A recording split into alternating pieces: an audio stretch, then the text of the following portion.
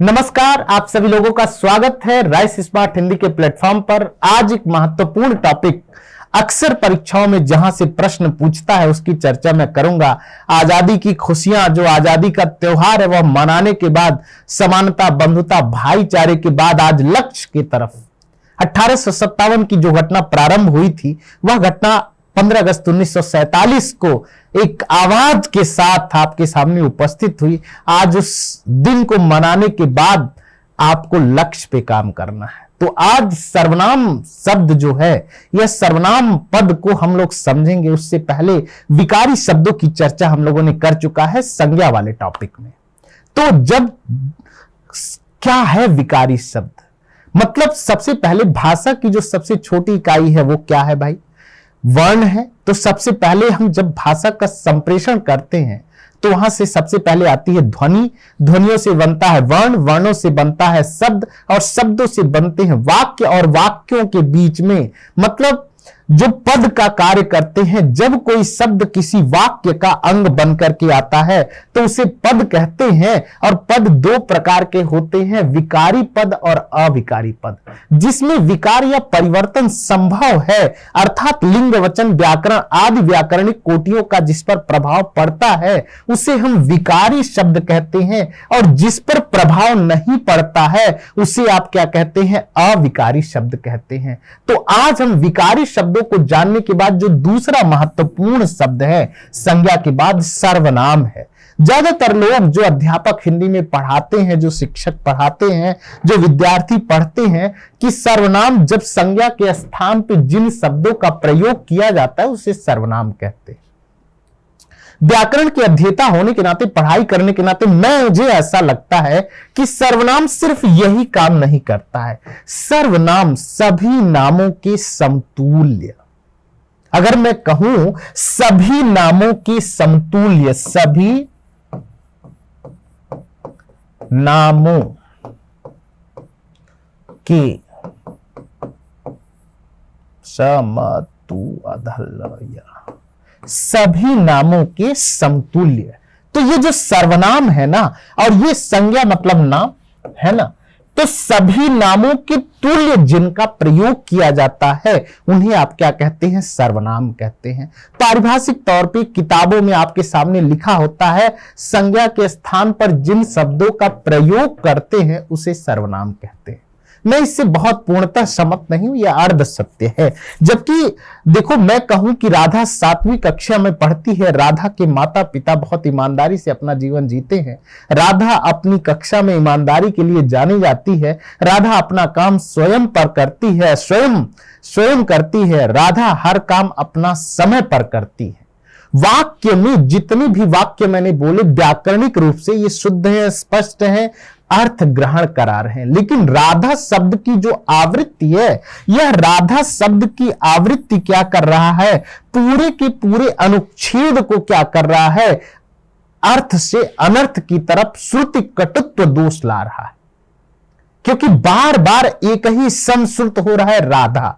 यदि राधा शब्द के समतुल्य एक शब्द हम लोग प्रयोग कर देंगे, समतुल्य कर देंगे कि राधा 7वीं कक्षा में पढ़ती है, उसके माता पिता उससे बहुत प्रेम करते हैं, वह अपनी कक्षा में ईमानदारी के लिए जानी जाती है, वह अपना काम स्वयं करती है, उसे प्रत्येक काम को ईमानदारी से करने में अच्छा लगता है। अब देखिए, राधा वही है, वाक्य वही है, विन्यास वही है, लेकिन यहां पे राधा शब्द की आवृत्ति से जो कटुत्व हो रहा था, संज्ञा में अर्थ ग्रहण में जो प्रॉब्लम हो रहा था, वह इस सर्वनाम का प्रयोग करने से अनुच्छेद में अर्थवान बढ़ गया। राधा का व्यक्तित्व निखर करके सामने आ जाता है। तो ऐसी परिस्थिति में देखिए आपके सामने, अब यहां आपने देख लिया कि संज्ञा, सर्वनाम, विशेषण और क्रिया ये क्या है? ये विकारी शब्द हैं। अब इन विकारी शब्दों में सर्वनाम शब्द आज पढ़ना है। तो पारिभाषिक शब्द पे हम क्या कहते हैं? जब कोई शब्द है ना, जब कोई शब्द मतलब संज्ञा के स्थान पर या संज्ञा के समतुल्य जिन शब्दों का प्रयोग किया जाता है उन्हें हम क्या कहते हैं? सर्वनाम कहते हैं। मुख्य रूप से सर्वनाम 2, 4, 6 प्रकार के होते हैं। सर्वनाम के भेद कितने होते हैं? पुरुषवाचक, निश्चयवाचक, अनिश्चयवाचक, संबंधवाचक, प्रश्नवाचक और निजवाचक। तो सर्वनाम कितने प्रकार के होते हैं अक्सर परीक्षा में पूछता है। तो भाई सर्वनाम आपके 6 प्रकार के होते हैं। संज्ञा 3/5 प्रकार के होते हैं, याद होना चाहिए। और कौन कौन से भेद होते हैं? पुरुष, निश्चय, अनिश्चय, संबंध, प्रश्न और निजवाचक सर्वनाम। तो एक एक करके जानेंगे इनको। लेकिन आपने देखा होगा कि सर्वनाम पारिभाषिक तौर पे भी आपको लिख लेना चाहिए, रजिस्टर लेकर के बैठना चाहिए। हिंदी व्याकरण की जो कक्षा होती है वो आपके ज्ञान में क्या करता है, देखो एक तो पढ़ने की एसपी तैयार करना और एक लक्ष्य केंद्रित काम करना। क्योंकि आजादी का महीना और आजादी के महीने में है ना समानता, बंधुता और भाईचारा तो आता ही है, लेकिन उसके साथ आता है लक्ष्य के साथ जीवन जीने। शहीदों की जिकाओं पर है ना लगेंगे हर वर्ष मेले, है ना। अगर आपको ये कविता याद हो ना याद हो तो जरा एक बार पढ़ लीजिए। शहीदों की चिताओं पर हर वर्ष लगेंगे मेले, हैं उन्हें याद। इस मुकम्मल जहां में देखो जिसने त्याग किया है ना उसको लक्ष्य जरूर मिला है। कहा भगत सिंह को पता था, लेकिन पता था, वो जानते थे। उसी तरह जब आप धीरे धीरे कोई चीज पढ़ते हैं, सीखते हैं, याद करते, तैयार करते हैं तो आप में एक विशेष प्रकार का परिवर्तन आ जाता है। तो भाई देखो सर्वनाम जो सभी नामों के समतुल्य जिनका प्रयोग किया जाता है उन्हें सर्वनाम कहते हैं। सर्व प्लस नाम 2 शब्दों से मिलकर के बना है। सर्वनाम उन शब्दों को कहा जाता है जिन शब्दों का प्रयोग संज्ञा अर्थात किसी व्यक्ति, वस्तु के स्थान आदि के नाम पर करते हैं। पारिभाषिक तौर पे मैं कह रहा हूं, इसके अंतर्गत मैं, तुम, तुम्हारा, तुम्हें, इस, यह, वह, जहां तहां इत्यादि शब्दों का प्रयोग आप करते हैं, है ना। तो ये इसकी परिभाषा के रूप में आता है। लेकिन परिभाषा जो मैं बता रहा हूं, संज्ञा के समतुल्य जिन शब्दों का प्रयोग करते हैं उन्हें आप सर्वनाम कहते हैं। पहला क्या है? पहला है पुरुषवाचक सर्वनाम।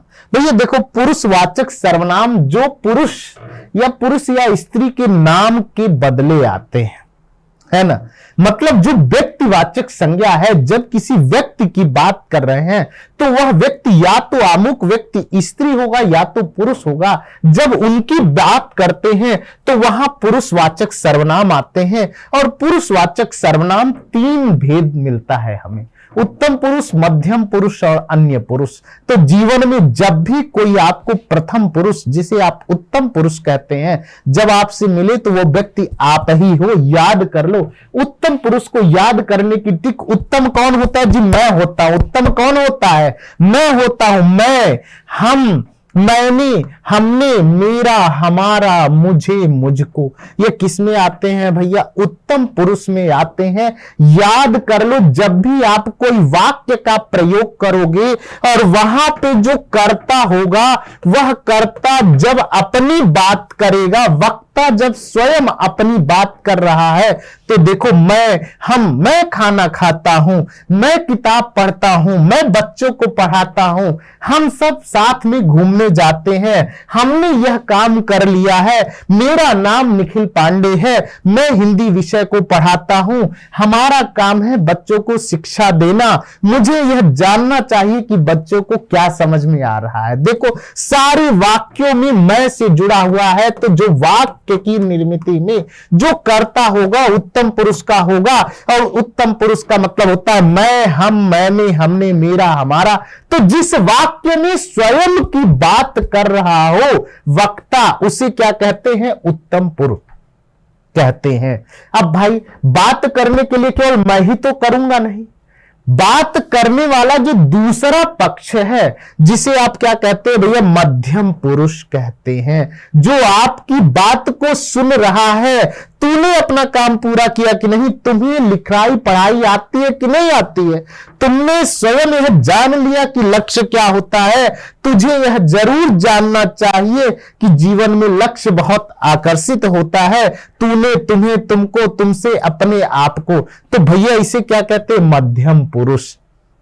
जी मैं जो पढ़ा रहा हूं, जो आप पढ़ रहे हैं। अब देखो अन्य पुरुष, जिसके बारे में चर्चा दोनों मिलके करते हैं, उसे क्या कहते हैं भैया? अन्य पुरुष कहते हैं। जैसे वह, वह, यह, वे, ये निकट होते हैं और दूर होते हैं। देखो वह है, यह है, देखो वह दूर का है और यह पास का है। वे दूर के हैं।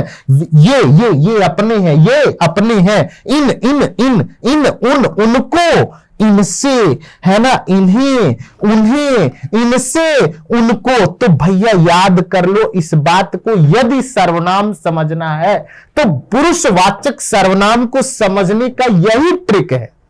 दुनिया भर का ज्ञान लेने की आवश्यकता नहीं है। किसी भी वाक्य की पहचान जो सर्वनाम है, वह सर्वनाम उत्तम पुरुष, मध्यम पुरुष, अन्य पुरुष के रूप में आप स्वयं जो वाक्य बोल रहे हैं उसमें कौन है, क्या है, किसकी बात कर रहा है, यदि 3 WH फॉर्मूले में से, फैमिली में से उठा लेंगे तो आपको पकड़ में आ जा रहा है। अब देखो इसको पारिभाषिक तौर पे समझो कि जो पुरुष या स्त्री के नाम के बदले आते हैं उन्हें पुरुषवाचक सर्वनाम कहते हैं। ये 3 प्रकार के होते हैं, है ना। वक्ता मतलब होता है बोलने वाला, लेखक मतलब होता है लिखने वाला, उत्तम पुरुष का श्रोता सुनने वाले के लिए, है ना, माध्यम पुरुष जो इन दोनों के वक्ता और श्रोता के अतिरिक्त किसी अन्य की जो बात करते हैं, है ना। तो यहां पे इसी बात को समझना है कि अतिरिक्त किसी अन्य तीसरे पुरुष के लिए अन्य पुरुष का प्रयोग होता है। तो वक्ता, श्रोता और जिसके विषय में बात कर रहे हैं, ये तीनों समझ लेने पे पुरुषवाचक सर्वनाम समझ में आ जाता है। तो भैया वक्ता मतलब बोलने वाला, जिसे आप क्या कहते हैं, देखो उत्तम पुरुष, मध्यम पुरुष और अन्य पुरुष लिखने वाले के लिए उत्तम पुरुष का, श्रोता सुनने वाले के लिए आप क्या प्रयोग करते हैं, मध्यम पुरुष। और इन दोनों वक्ता श्रोता के अतिरिक्त जब किसी और की बात करते हैं तो उसे क्या कहते हैं भैया, देखो हमने बताया है अन्य पुरुष कहते हैं। पक्की बात है, सर्वनाम का जो पहला भाग है वो समझ में आ गया। किसी भी वाक्य की पहचान, यदि सर्वनाम की पहचान करनी हो तो वक्ता, श्रोता और जिसके बारे में बात कर रहा है यह शब्द जान लेने से आ जाता है। अब देखो भैया क्या है, दूसरा सर्वनाम कहता है, निश्चय की बात करता है कि क्या यह मेरी पुस्तक है, यह तुम्हारी पुस्तक है।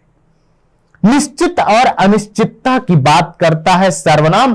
तो क्या कहता है, निकट या दूर के व्यक्तियों, वस्तुओं के निश्चयात्मक संकेत को हम निश्चयवाचक सर्वनाम कहते हैं।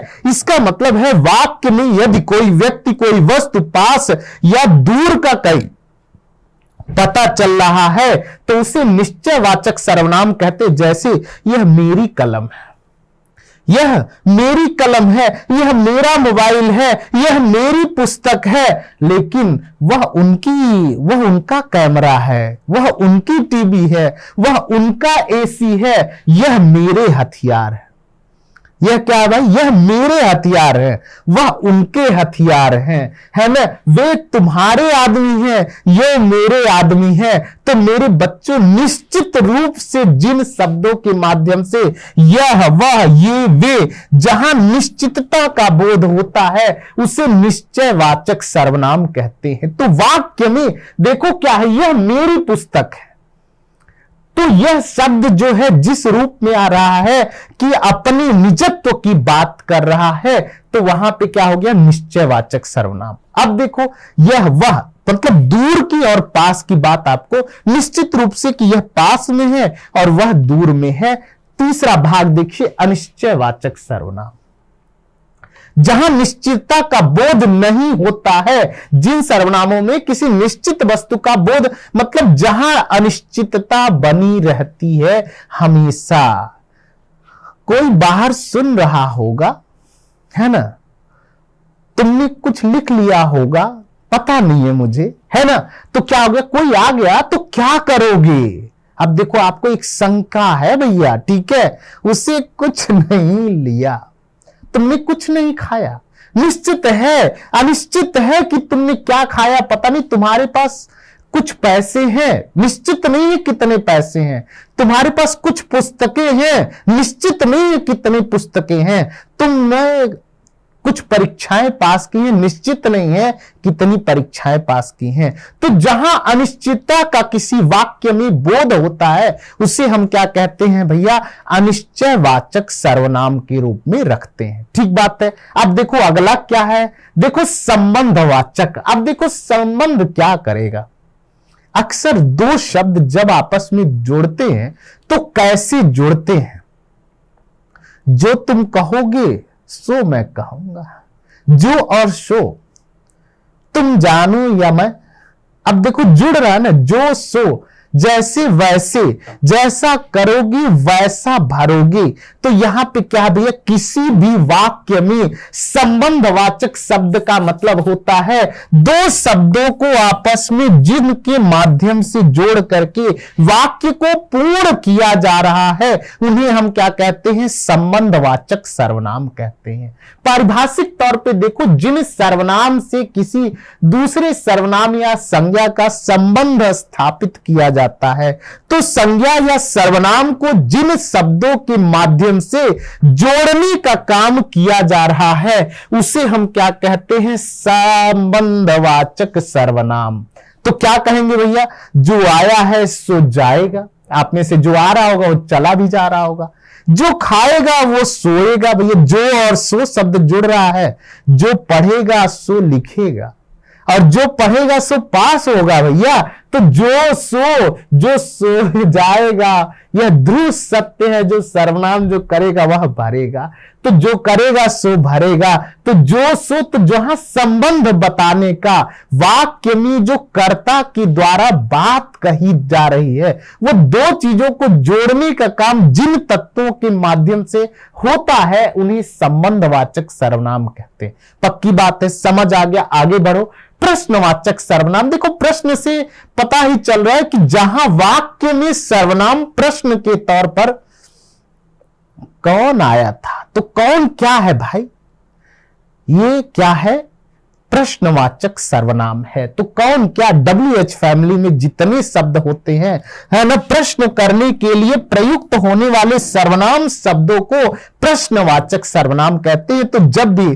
तुम्हारा नाम क्या है, तुम्हारा नाम क्या, तुम क्यों आए हो, तुम क्या पढ़ रहे हो, तुमने क्या लिखा है, तुम जाते क्यों नहीं हो, क्यों, तो क्या है, प्रश्नवाचक सर्वनाम। एक तो हमने तुम का प्रयोग कर दिया और एक तुक का। तो WH फैमिली के जो भी शब्द होते हैं, कौन क्या, है ना, कौन आया था, दूध में क्या गिर पड़ा या गिर गया, गिर पड़ा नहीं गिर गया, गया। पक्की बात है भाई, समझ आ गया। प्रश्नवाचक सर्वनाम। अगला ले लो भैया, निजवाचक सर्वनाम। बहुत जरूरी है, तो आप पढ़ लीजिए। देखो क्या है, जो सर्वनाम तीनों पुरुषों प्रथम द्वितीय और तृतीय निजत्व का बोध कराए। भाई निजवाचक है तो किसका बोध कराएगा, निजत्व का बोध कराएगा। जैसे यह कार्य आप अपने आप ही कर लेंगे, मैं अपना काम स्वयं कर लूंगा, निजत्व का बोध कराए, है ना। तो उसे यह कार्य मैं अपने आप कर लूंगा, तुम अपने आप ही खा लेना। स्वयं खुद गाड़ी चलाता है, वह स्वयं गाड़ी चलाता है। तो जो कार्य जहां निजत्व का बोध हो, जिस वाक्य में देखो क्या कह रहा है, देखो ये सर्वनाम है और जहां निजत्व की बात आए, निजत्व है ना, निज वाचक, जहां स्वयं की बात आए, स्वयं अपना काम करने की, मैं अपना काम स्वयं कर लूंगा, निजत्व की बात आए, उसे क्या कहते भाई, निजवाचक सर्वनाम कहते हैं। तो सबसे पहले सर्वनाम की परिभाषा, सर्वनाम के 6 भेद होते हैं।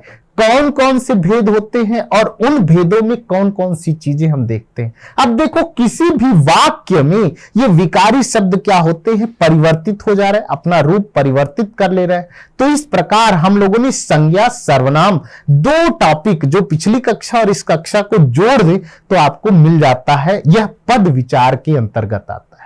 और जब कोई पद का आप अध्ययन कर रहे हैं तो विकारी और अविकारी पदों का आप अध्ययन करते हैं, तो इसको पढ़ लेंगे, समझ लेंगे, याद करेंगे। अब देखो यहां पर कुछ बात करेंगे आपको। पुरुषवाचक शॉर्ट फॉर्म में देखते हैं, पुरुषवाचक सर्वनाम में उत्तम पुरुष, मध्यम पुरुष और अन्य पुरुष की चर्चा किया था। निश्चयवाचक सर्वनाम में निकटवर्ती और दूरवर्ती हमने चर्चा किया था। अनिश्चयवाचक में प्राणीबोधक और वस्तुबोधक के रूप में कोई और कुछ को देखा था। उसके बाद संबंधवाचक में जो और सो को देखा था। इसके बाद प्रश्नवाचक में हमने प्राणी और वस्तुबोधक में कैसे देखा था, प्रश्न WH फैमिली में कौन क्या क्या है, और निजवाचक में आप अपने स्वयं अपने स्वतः खुद लिख लूंगा मैं। पकड़ में आई बात? तो यहां से इसको याद कर लो। मैंने एक टेबल फॉर्म में, शॉर्ट फॉर्म में आपके लिए याद करने के लिए, जिसको ये याद है उसका सर्वनाम कंप्लीट है भैया, ध्यान रखो। देखो, इसको पुरुषवाचक को याद करो। पुरुष में स्त्री हो या पुरुष हो दोनों के लिए प्रयोग होता है। निश्चयवाचक स्त्री या पुरुष हो दोनों के लिए प्रयोग होता है। अनिश्चयवाचक का भी यही है, प्राणी और वस्तु, कोई और कुछ। कोई वहां खड़ा है, तुम क्या खा रहे हो, तुम कुछ खा रहे हो, इस तरह से वाक्य बना सकते हैं। तो वाक्यों में सर्वनाम का जो प्रयोग होता है वह संज्ञा के समतुल्य इसका प्रयोग किया जाता है। जैसे मैं कह सकता हूं कि कोई की जगह कह सकता हूं कि मैं राम खाना खा रहा है, कोई खाना खा रहा है। तो निश्चितता और अनिश्चयता का जो बोध है, संज्ञा और सर्वनाम का जो लिंग वचन कारक में जो परिवर्तित होता है, ये पूरी व्याकरणिक कोटियां हैं।